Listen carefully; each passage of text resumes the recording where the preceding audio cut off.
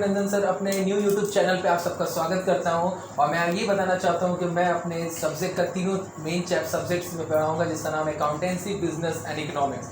तो आज मैं आप लोगों को बेटा बता दूं कि अकाउंट्स पढ़ाऊंगा, जो कि हमारे क्लास 12 का अकाउंट्स है, डीके गोयल हमारा पार्टनरशिप, जिसका सेकंड चैप्टर जिसका नाम है change in profit sharing ratio among the existing partners. तो उसको पढ़ाने से पहले मैं ये बताना चाहता हूँ बेटा कि अगर मेरे वीडियो में कंसिस्टेंट रहना चाहते हैं तो मेरे चैनल को सब्सक्राइब करिए, अगर पसंद आए तो उसको लाइक जरूर।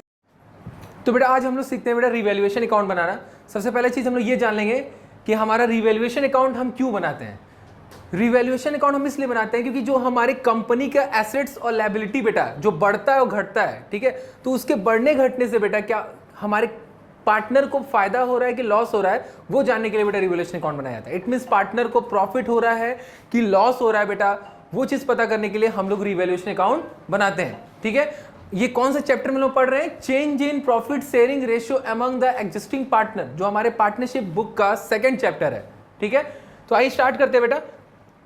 देखते हैं बेटा आपके सामने ये फॉर्मेट दिख रहा होगा रिवैल्यूएशन अकाउंट का। रिवैल्यूएशन अकाउंट में बेटा एक चीज ध्यान दीजिएगा, आपका जो अकाउंट बनता है वो नॉमिनल रूल पे बनता है। नॉमिनल रूल क्या बोलता है? All expenses and losses are debited, all income profits are credited. Clear है? तो यहां ध्यान दीजिएगा बेटा कि अगर मेरा बेटा एसेट्स बढ़ेगा, क्या बढ़ेगा बेटा आयुष? अगर मेरा एसेट्स बढ़ेगा, ठीक है, या लायबिलिटी घटेगा, ये दोनों को दोनों होने से बेटा हमारा क्या हो रहा है? इनकम हो रहा है, क्रेडिट हो रहा है ना बेटा? क्या हो रहा है? इनकम हो रहा है। तो ऑल इनकम्स एंड प्रॉफिट्स क्या होता है हमारे कंपनी में? क्रेडिट होता है नॉमिनल के रूल पे। और अगर मान लीजिए एसेट्स घटेगा और लायबिलिटी बढ़ेगा, तो ये मेरे लिए क्या इंडिकेट कर रहा है? एक्सपेंस इंडिकेट कर रहा है। तो ये हमारा किस साइड होगा?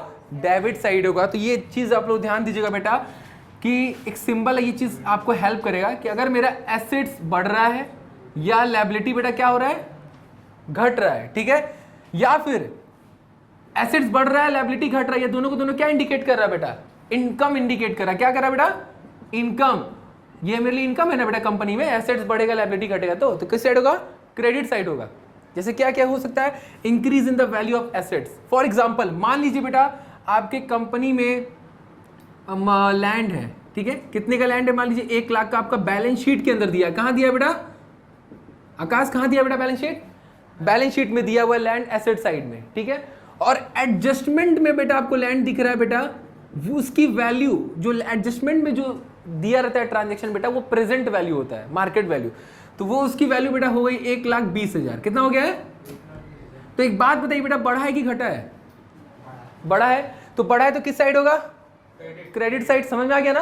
और वही चीज अगर इसको उल्टा कर दिया जाए कि पहले उसकी वैल्यू थी 1,50,000, अब उसकी 1,20,000 हो गई है, तो ये वैल्यू बढ़ा है कि घटा है? घटा है। तो किस साइड होगा?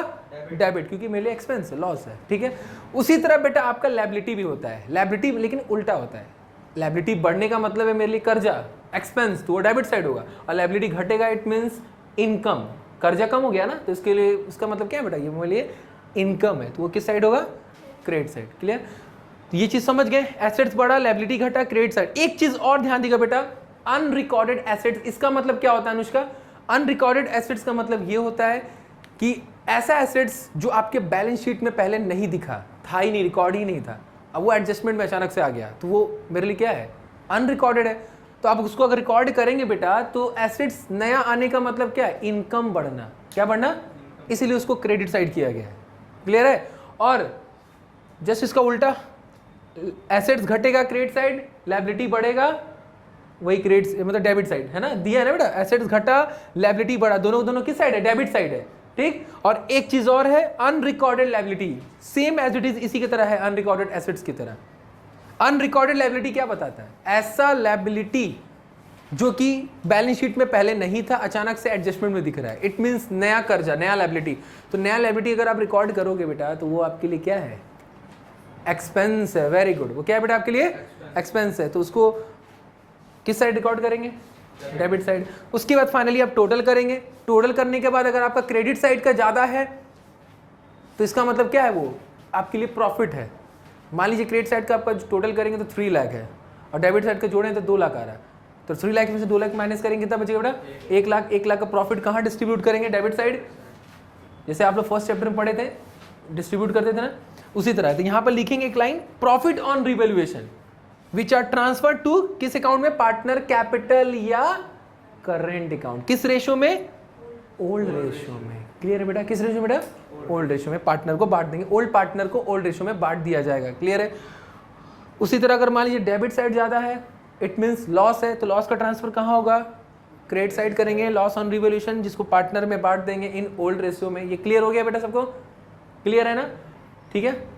ये फॉर्मेट आपको समझ में आ गया, इसको नोट कर लीजिए आप लोग। आज की वीडियो मैं यही समाप्त करता हूँ। अगर बेटा अगर मेरी वीडियो अच्छी लगे तो उसको लाइक करिएगा और अपने दोस्तों के साथ शेयर करिएगा। और बाकी मैं इस टॉपिक रिवोल्यूशन के बाद नेक्स्ट वीडियो में मैं मिलता हूँ, जिसमें रिवोल्यूशन के बाद नेक्स्ट टॉपिक पढ़ाऊँगा। तब तक के लिए बाय, टेक केयर।